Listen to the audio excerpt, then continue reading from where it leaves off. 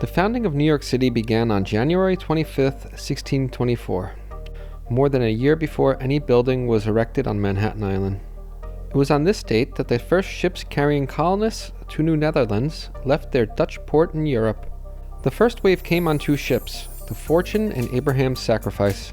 Some of the passengers' names were Catalina Trico, Joris Raffaelli, and Bastien Kroll.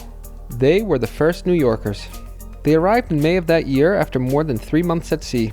Though they were not the first people to call the New York area home, their mission was to create a permanent European settlement that would serve as a base for positioning the Dutch to become leaders in the growing global fur trade. The settlement was to be called New Amsterdam, and it began with 30 families who were being dropped off alone into an unfamiliar landscape surrounded by the unknown.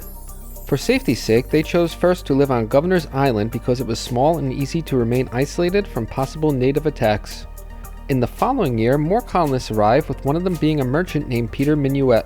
Minuet was elected to the position of provisional director, and it was decided that Governor's Island was too small for a permanent settlement. And so they packed up and moved to the southern tip of Manhattan Island. At that location, it provided strategic placement for a fort that can control which ships entered and exited the Hudson. They decided to call the town they were founding New Amsterdam. While Manhattan is now famous for its skyline, the first homes constructed by the colonists were nothing more than underground pits with roofs made out of bark so that they could be provided with basic shelter. This was the humble beginning of what would eventually become one of the world's largest cities. Early construction was focused on Fort Amsterdam, as this would be the refuge for the colonists should there be any attacks from Indians or other European powers. The fort survived until just after the American Revolution, when it was dismantled. Part of the land it occupied became Battery Park, while another section was reserved for the presidential manor during the brief period when New York was the capital of the United States.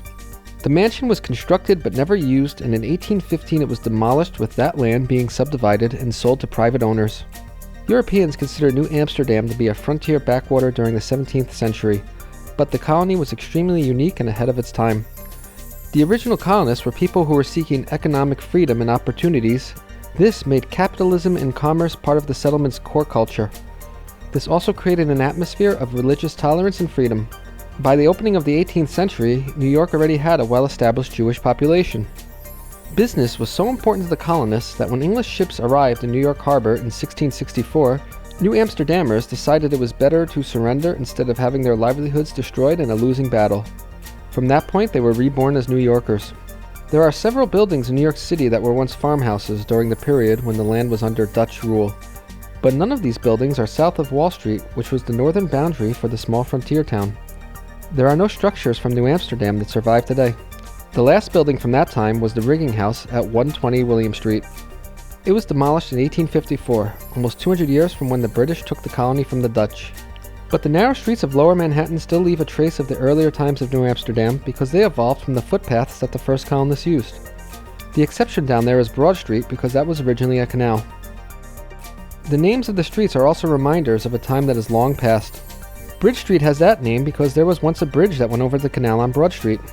Beaver Street was named for the once plentiful beaver population on the island that provided many of the furs which were the main export for the young settlement. Maiden Lane gets its name from a stream that once existed where women could come to wash their clothes.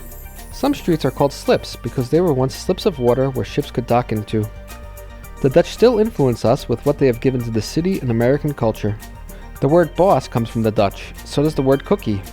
But the biggest thing that the first New Yorkers have given us is the spirit of the city, the desire and opportunity to hustle and make a buck.